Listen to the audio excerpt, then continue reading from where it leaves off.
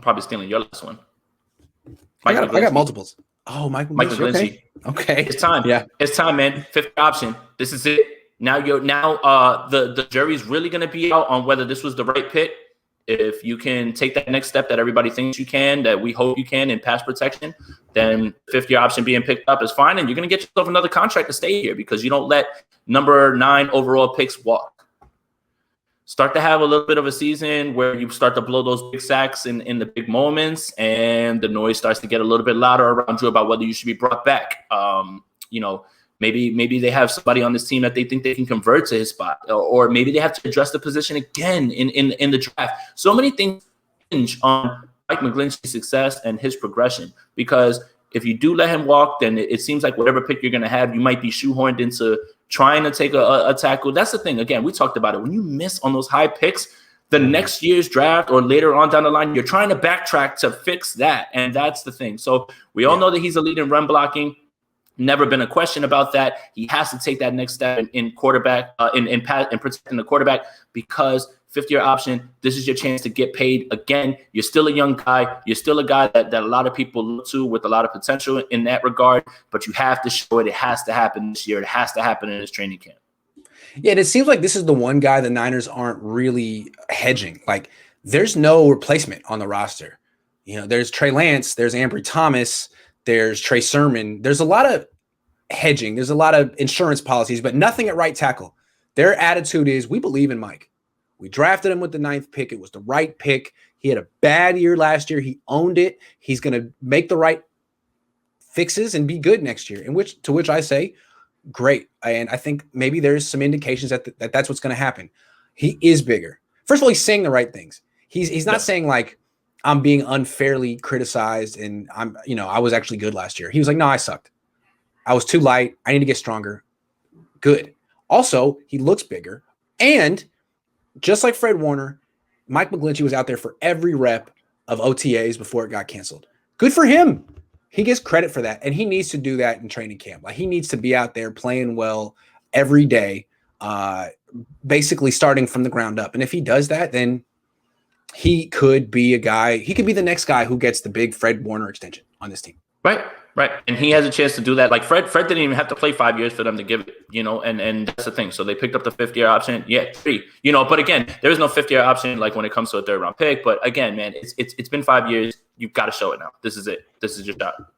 Good call. I wasn't going to go with Mike McGlinchey because I'm trying to be nicer, but let's be honest. I mean, he would have to even agree. Like, there's a lot at stake for Mike McGlinchey right now. I'm not bashing him at all. I don't bash players. I'm just trying to be objective. That's it, man. And if you just got your 5th-year option picked up, that means next year you're going to be a free agent. So don't you want to hit that free agent market with a lot of value and say, hey, I'm my best self right now. And that's what he should be going for. I'm sure he is. Devin says, Grant, why are the Niners set on unproven injury-prone wideouts, injury-prone running backs? Kyle Magic will run out eventually, right? It's interesting. The defense is much more established and set than the offense. The offense has youth and question marks all over it. I mean, even the offensive line has a lot of question marks. It's interesting because it's an offensive coach. You'd think it'd be an offensive team, but the offense is still trying to catch up to where the defense has been for the last couple of years.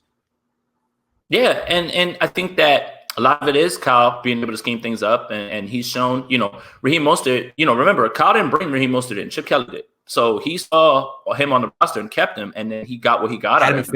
Had him in Philly. Right, exactly. Yep. So that's another thing. I think that it is system, right? Because Raheem Mostert was just a special teams guy, and he saw something, he unlocked that. Jeff Wilson, on and off the roster, many times. Nobody picked him up. Look, right, Jeff Wilson balled out. I think that it is a little bit of Kyle saying, you know what, we can not, I don't want to say bargain bin dive because that seems like harsh, but that's what he's saying. Yeah. They value the position, but they don't really want to invest too much aside from Trey Sermon and Derek McKinnon and those picks and stuff like that. They value the position, but I think that he's had too much success with, look what he did with Alfred Morris. Like, he did so well with Alfred Morris in Washington. I understand that has to do with a lot of the read option that him and RG3 were running, but he thought so much of him that he brought him back. Alfred Morris was fine when he was over here, in 2018. So I think that it is a little bit of that. It's like, hey, trust the system. Kyle is the system, and you just need guys who can execute it. And I think that's the way that they're looking at it. Definitely. Okay, real quick.